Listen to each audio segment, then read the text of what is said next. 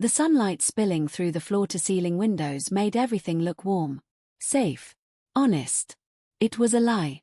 I sat at the far end of the long walnut table inside the Delacroix estate, watching dust particles float through golden beams of Miami afternoon light.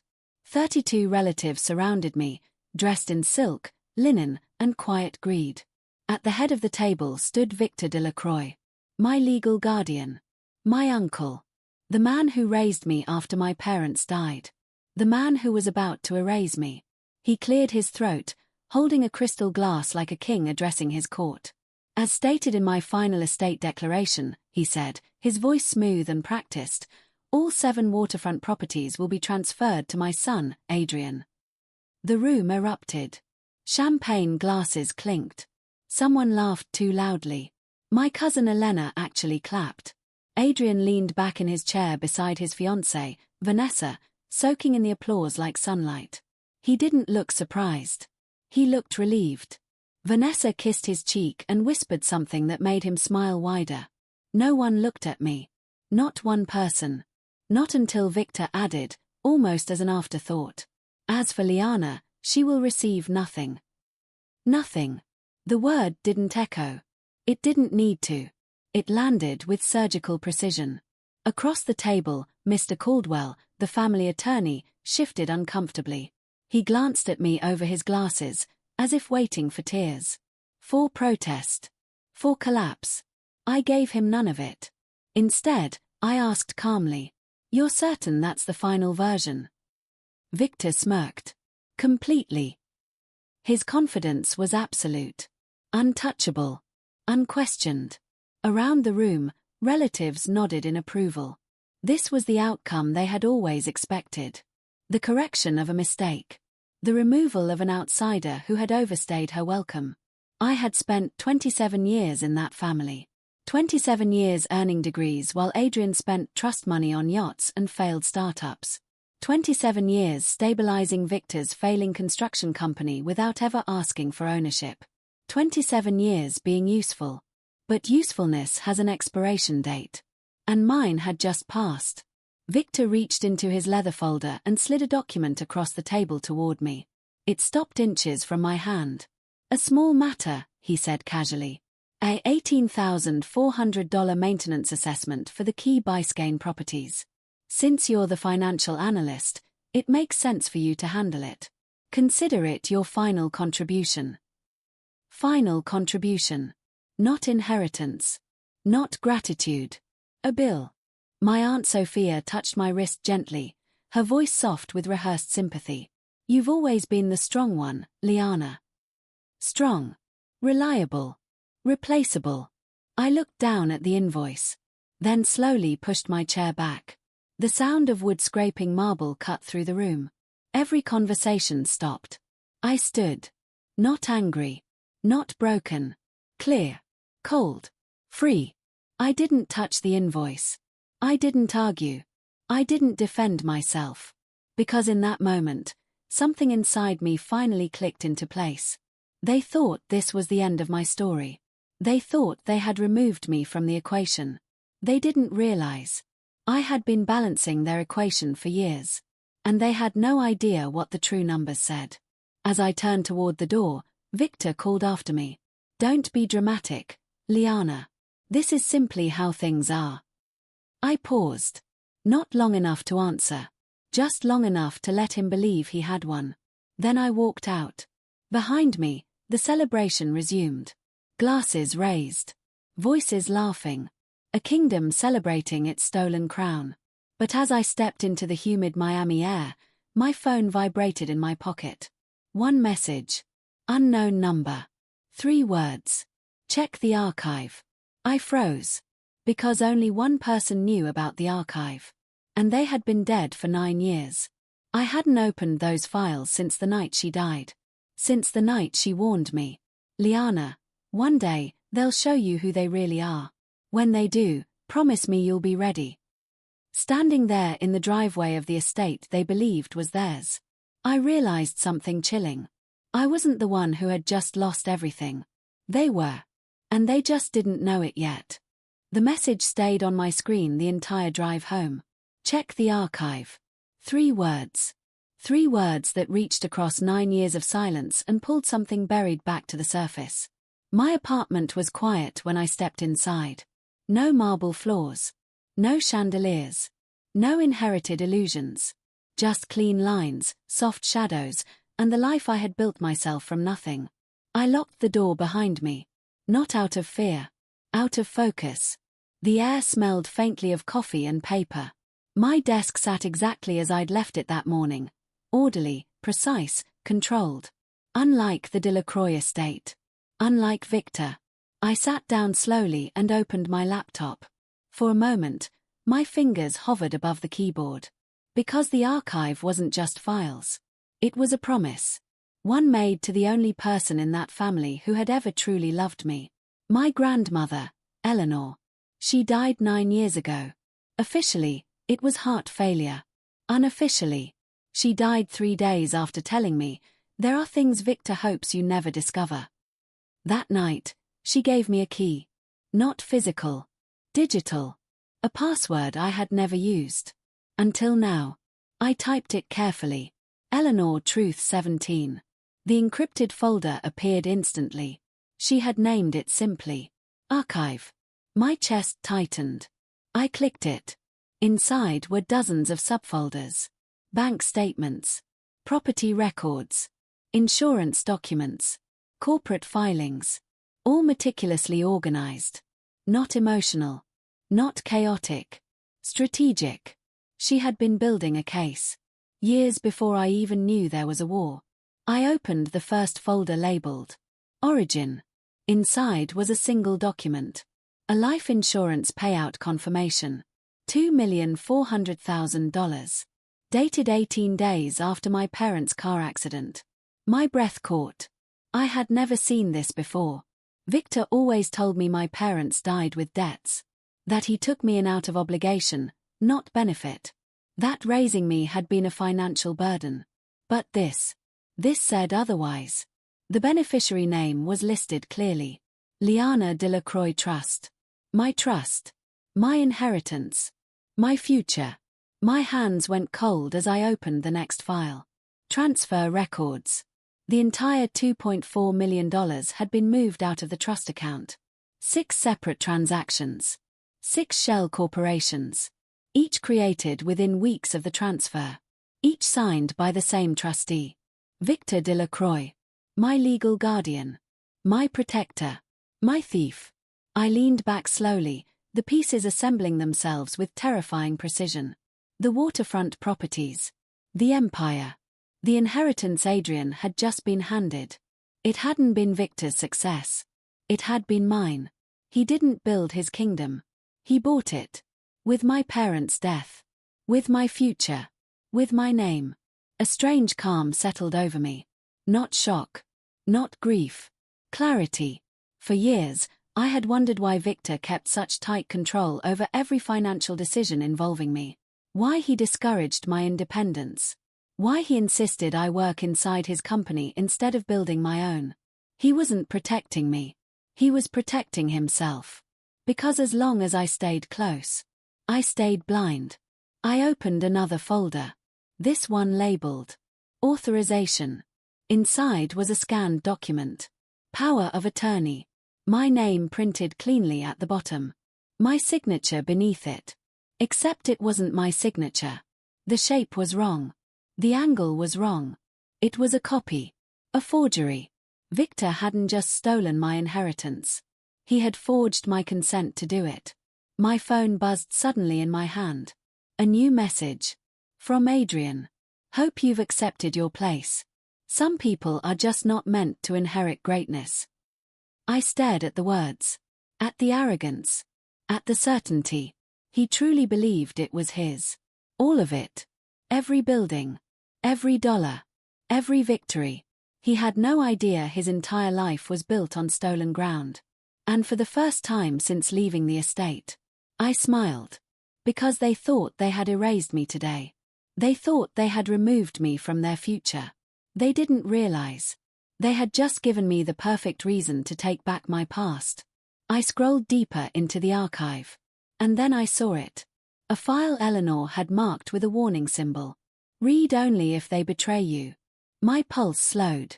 Because betrayal wasn't a possibility anymore. It was confirmed. I clicked the file. And what I saw next wasn't just theft. It was a crime serious enough to destroy everything Victor had spent 30 years building. I stared at the file Eleanor had flagged.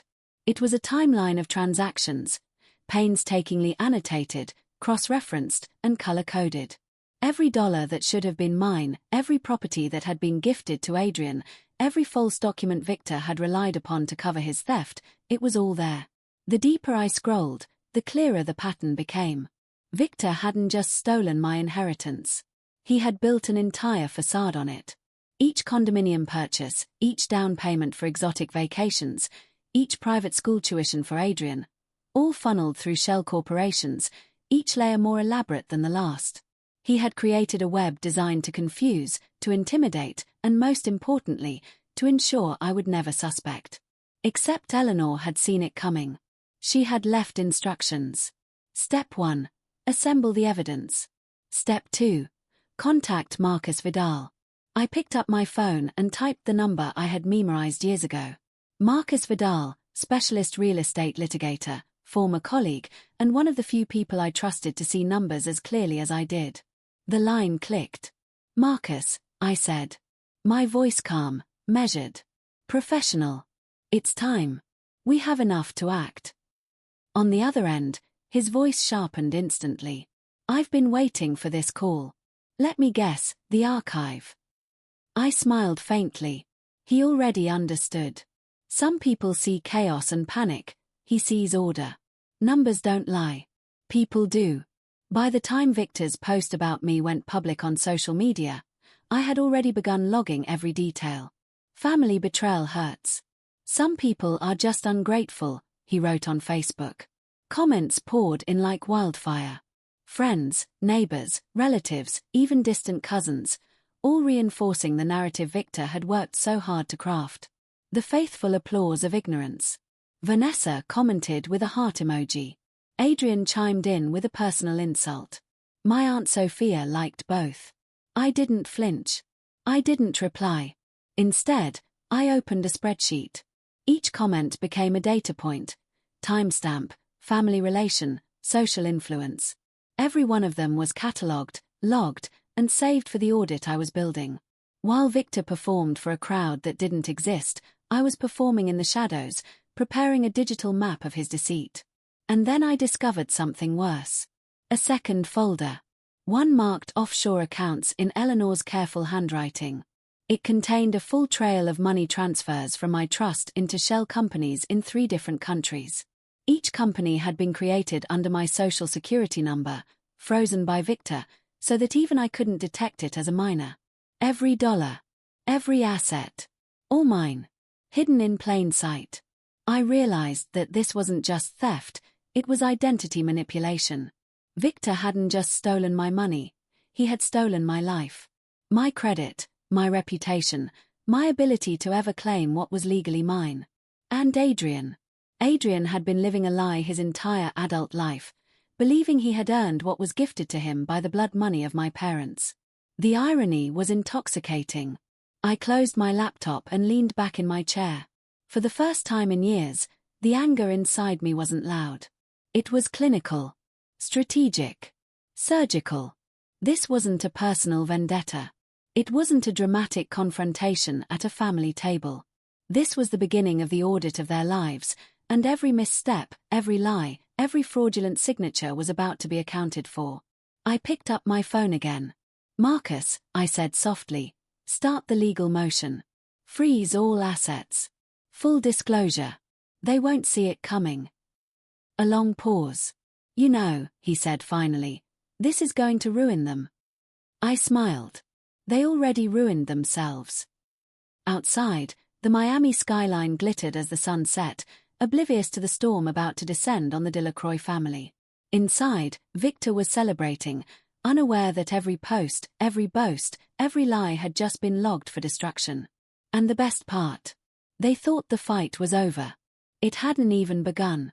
The first legal filings were ready. But before the papers were served, there was one final move I needed to make.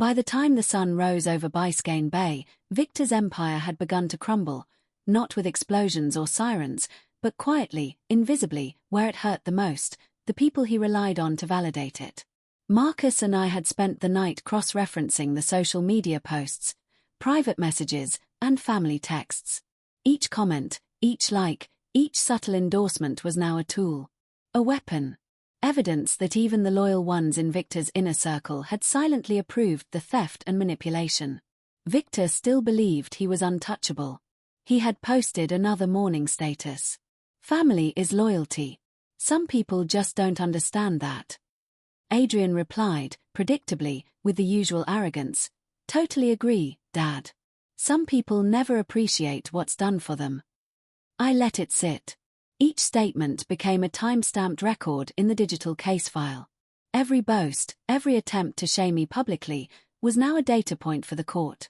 Then the calls began. Vanessa called Victor in the middle of the morning, her voice trembling. "Victor, people are talking. About the condos, about the trust. Are you sure this is safe?" He laughed it off. "It's fine. Liana is just being dramatic. Ignore her."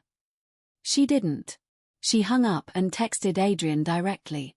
By noon, whispers had traveled to cousins, aunts, and even distant family friends. The foundation of Victor's carefully curated social power was cracking. Meanwhile, I began contacting every stakeholder quietly: attorneys, auditors, bank officials. Freeze orders, inquiries, subpoenas, and asset locks went out systematically. Each move was invisible to the public but catastrophic behind the scenes. Adrian, who had lived his life believing he had inherited wealth and respect, was the first to feel the sting. He called Victor frantically. "Dad, the properties. They're frozen. How? This isn't real. Tell me this isn't happening." Victor's confident tone faltered. I'm handling it." "No." Adrian snapped. "This is your doing. You promised me control. This is my future. What are we supposed to do?" Victor's voice cracked for the first time. The man who commanded boardrooms, investors, and family gatherings with absolute authority was now stumbling in private, exposed by the very child he had elevated at my expense. I watched it all from my office, a quiet observer armed with numbers and patience. For years, Victor and Adrian had operated on the illusion of control, performing for the world while I stabilized their empire behind the scenes. They had convinced themselves that I was powerless, that my silence was weakness. It wasn't weakness. It was strategy. And now, strategy was paying dividends. By late afternoon, even my Aunt Sophia had begun to question what was happening. Texts like, "Victor, are you sure Liana is wrong? And Adrian seems confused, maybe we should check," filled the logs. Every word was another brick in the wall of evidence, another crack in Victor's psychological armor. Marcus leaned over my desk. "They're finally seeing the cracks, Liana. If we time the filings right, the court sees not just the financial fraud, but the social corroboration. Every one of them is complicit." I smiled. The satisfaction wasn't loud. It was deliberate, measured. Every family member who had thrived on my compliance was about to realize they had backed the wrong side for decades. The final phase of the first wave was ready. All that remained was to deliver the digital and legal dossier to Victor, and watch as his own arrogance became the instrument of his undoing. By the next morning, Victor would be forced to confront not just the court, but the eyes of the family he had manipulated for decades. And when he did, he wouldn't just lose the estate. He would lose the illusion that he had ever been untouchable. The morning light hit the Delacroix estate like a spotlight. Victor didn't know it yet, but the first court papers had already been served overnight. Bank accounts frozen. Properties immobilized. Every shell corporation scrutinized. Every transaction traced back to the trust he had stolen from me. By 9 a.m., the first calls began. From attorneys. From banks. From government agencies. From family members who suddenly realized that the golden boy of the family, Adrian, was built entirely on stolen ground. Victor's confident facade crumbled within minutes. He rushed from room to room, barking orders, attempting damage control, but every move I had anticipated. Every asset he tried to move was blocked. Every excuse he muttered was documented. Every lie he tried to weave publicly was countered by records, screenshots, and the meticulous audit I had prepared. Adrian called him repeatedly. The arrogance in his voice from yesterday had dissolved into panic. "Dad, what's happening? They're freezing the condos. I can't sell anything. The accounts, they're gone." Victor's voice was tight, a mixture of anger and disbelief. "It's temporary. This is just a precaution. We'll fix this." "No, Dad," Adrian said, his voice breaking for the first time. "You stole it from Liana. We've been living a lie. Every condo, every account, it's not ours." Meanwhile, the social media storm I had been quietly building reached critical mass. Posts from Victor and Adrian were now documented as evidence in court. Every insult, every boast, every attempt to shame me had become a time-stamped confirmation of their intent. The family, once blind to my contributions, could no longer deny it. My Aunt Sophia, who had once patted my hand and whispered, "You're strong, Liana," was the first to approach me when the initial news broke. I didn't realize. "Victor," she stammered. I looked at her calmly. "You were blind because it was convenient. You believed the story they told you. Now you see the truth."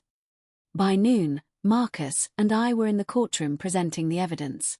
The documents were irrefutable: forged signatures, stolen trust funds, falsified records. The judge's face hardened as the chain of crimes unfolded before her eyes. Victor tried to argue, tried to perform, tried to manipulate the narrative. But the proof was meticulous. Every move he had made was accounted for. Every lie had a timestamp. Every dollar had a trail. When the verdict came down, it was decisive. Every property was reverted. The stolen funds were recovered. Victor and Adrian were ordered to compensate the trust and face legal penalties for identity theft, forgery, and fraud.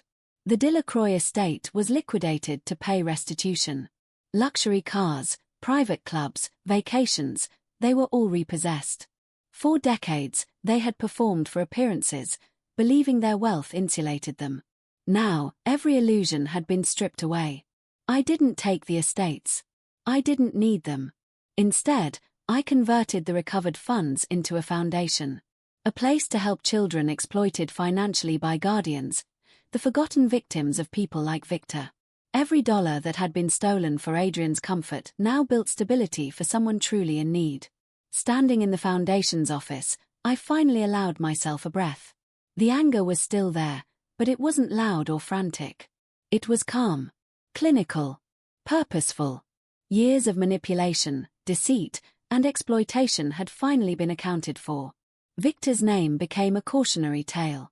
Adrian had to rebuild his life from nothing. Even the family who once celebrated their dominance now understood the cost of betrayal. I leaned back in my chair, looking at the documents, the spreadsheets, the records that had been my shield and sword. I had learned something invaluable over 30 years. Your worth is not defined by the people who try to control you. Your worth is what you protect, what you build, and how you use it. And I had built something stronger than anything Victor had ever imagined. They thought they erased me. They thought they controlled me. But all along, I was just calculating. Just watching. Just waiting for the right moment to balance the books. In the end, numbers never lie, and neither does justice. By sunrise, the storm I had quietly orchestrated was fully in motion. Victor's empire, which he had built on my stolen inheritance, began to collapse silently, invisibly, where it hurt the most, his control. Bank accounts were frozen. Property titles immobilized. Shell companies under investigation. Every dollar siphoned from my trust was traced, every forged signature documented. Marcus had executed the filings with precision. Nothing could slip through. Victor, still in denial, paced his estate like a caged lion. He had no idea what was coming. Every attempt to liquidate a condo, move funds, or manipulate a bank officer hit an invisible wall. Each blocked transaction was another domino falling in a chain he could no longer control.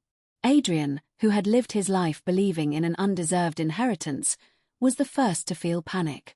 "Dad, the condos, they're frozen. The accounts, gone. What's happening? Victor tried to command the situation with authority.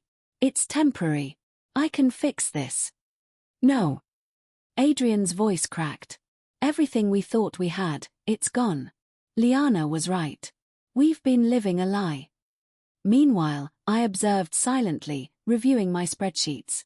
Every social post, every family message, every boast Victor had made about his earned empire was now a time-stamped record of deceit. Each one strengthened our case in court. Even his loyal allies in the family began to question the narrative. Aunt Sophia, once complicit in dismissing my contributions, whispered nervously when she saw the court filings. I didn't know. Victor. You chose to ignore it before, I said calmly. Now you can see the truth. By noon, Marcus and I presented the evidence in court. It was irrefutable: forged power of attorney documents, stolen trust funds, falsified records, and offshore transfers. The judge leaned forward as the chain of crimes unfolded. Victor's attempts to argue, to manipulate, to spin the story, crumbled under the weight of cold, documented facts. Every misstep was catalogued, every lie time-stamped, every dollar traced. When the verdict came, it was decisive. Are all properties reverted? Are the stolen funds returned to the trust? Victor and Adrian were held legally accountable for identity theft, forgery, and fraud. The Delacroix estate was liquidated to satisfy restitution. Luxury cars, private clubs, yachts, everything that had symbolized power built on my inheritance, vanished. The family that had once performed wealth and influence now faced a stark reality. Their empire had been built on a foundation of lies.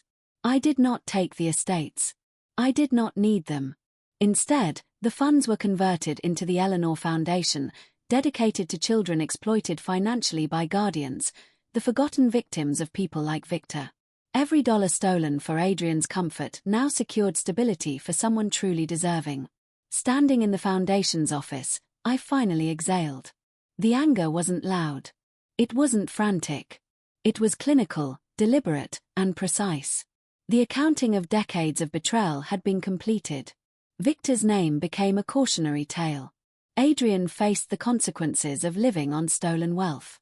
The family who had once celebrated dominance now understood betrayal comes at a cost. I leaned back, reviewing the spreadsheets, the documents, the trail Eleanor had left for me. 30 years of manipulation had been meticulously accounted for. I had learned something invaluable.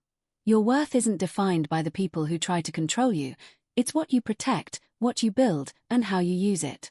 And I had built something stronger than anything Victor had ever imagined. They thought they erased me. They thought they owned my future. But I was just calculating. Just watching. Just waiting for the right moment to balance the books. In the end, numbers never lie, and neither does justice.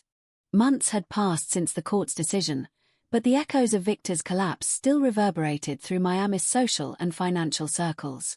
Adrian, once cocky and entitled, now walked with the weight of reality pressing down on him. Every friend, every creditor, every distant relative saw the truth. His life of privilege had been built on theft. The inherited arrogance that had once intoxicated him had evaporated. Victor, stripped of power, property, and influence, had retreated into a small apartment overlooking the city. Gone were the parties, the luxury cars, the smug sense of dominance. Every day, he faced the consequences of decades spent exploiting the family he claimed to love. And I had finally stepped fully out of the shadows. The Eleanor Foundation was thriving. Each office space, each scholarship, each child helped was a testament not to revenge, but to justice and purpose. Every dollar stolen by Victor and Adrian had been transformed into opportunities for children who had no voice, no advocate, and no one to fight for them. I often visited the foundation, sitting in the sunlit conference room and reviewing the audits, the cases, the success stories. I had learned that intelligence and patience were more powerful than anger, that calculated action always outperforms rash retaliation. My family's greed had been methodical, but so had mine. And mine had created something enduring. There were still whispers, of course. Some relatives muttered about what they had lost. Others tried to justify Victor's actions, claiming family is complicated. I let it slide. Let them stew in the knowledge that I had outlasted them all. I didn't need to gloat. The balance sheet had spoken. The few who reached out now, genuinely, weren't asking for forgiveness, they were acknowledging truth. Aunt Sophia visited one afternoon. "I see now," she said softly, her eyes tired but honest. "I was blind. You were always the real strength of the family." I smiled calmly. Strength isn't what they thought it was. It's surviving. And making sure the next generation doesn't have to pay the price. Victor's attempt to control me, to erase me, had failed because it underestimated one thing: clarity. Years of patience had taught me to watch, record, calculate, and act at exactly the right moment. He had built his empire thinking he was untouchable, but he never understood the quiet force of someone who had nothing to prove, but everything to protect. In the end, the Delacroix legacy was rewritten. Not in mansions or luxury cars, but in lives saved, futures secured, and justice finally served. I sat at my desk late one evening, the city lights flickering outside, and reflected. 30 years of manipulation, betrayal, and silent endurance had culminated not in revenge for the sake of vengeance, but in something far more powerful: restoration. The numbers were balanced. The ledger complete. The family's deceit exposed. And the Eleanor Foundation continued to grow, ensuring that what was stolen from me could instead build hope for others. I had learned a lesson the hard way. Those who try to define your worth for themselves are always terrified of your clarity. Being overlooked is not weakness, it is the freedom to plan, to act, and to reclaim what was rightfully yours. As I closed my laptop and looked out over the skyline of Miami, I finally allowed myself a rare smile. This wasn't just the end of a story, it was the beginning of a legacy that Victor, Adrian, and their illusions could never touch. Justice had been precise, silent, calculated, and it had been mine all along. They thought they owned my past. They thought they could write my future. But some balances can only be settled by truth. And in the end, I was the auditor of my own life. I had the final say.